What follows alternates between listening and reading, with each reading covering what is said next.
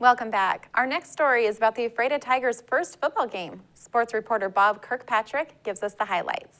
The Knights got on board midway through the first quarter on a 52-yard pitch and catch from Caden Jenks to Joseph Lang. Ephrata answered back 90 seconds later with a Nick Loby touchdown to round out the first quarter scoring. The Tigers took their only lead of the contest on an Andrew Clark TD with a little more than 8 minutes to go in the first half. Royal drove the length of the field to tie the game with a minute and a half to go before the break. The Knights converted a Lloyd Burleson interception to 6 points with 30 ticks left on the clock to put the home team up 21-14 at intermission. Royal scored on its second possession of the third quarter to stretch the lead to 28-14. But there was no quit in the boys from Ephrata as they got within 7 points on a 77-yard run by Burleson to start the fourth quarter. The score held up until Loby crossed the Knight goal line for the second time with 2:11 left on the game clock. A converted extra point was all that was needed to knot the score and possibly send the game to overtime, but the PAT was wide left and the Royal faithful breathed a sigh of relief.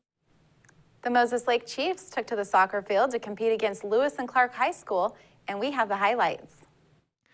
Moses Lake girls soccer kicked off their season with a non-conference match against Lewis and Clark. Back and forth possession early held the game scoreless until Lewis and Clark knocked in the first goal to take a 1-0 lead. The Tigers took control in the second half, scoring 2 more goals and regaining possession. The Chiefs had scoring chances late but couldn't get one in the back of the net. Lewis and Clark wins this one 3-0. The Chiefs will look to get their first win of the season when they play at Emerald Ridge on Saturday. For iFIBER 1 News, Sean Wells. As students continue fall athletics, parents are being asked to support a levy to help pay for expansion of school facilities.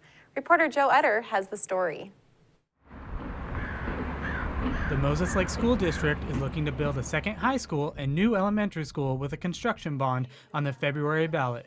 High school principal Josh Meek and other community members met with the school board this week to discuss details.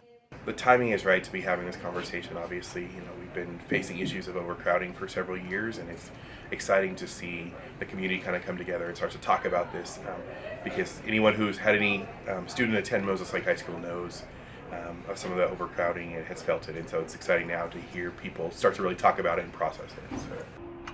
While portables have provided more classrooms, Meek said the real problem is in the common areas. Because while you can be creative with classroom space, you really can't add or create new spaces for lunch and things like that very easily.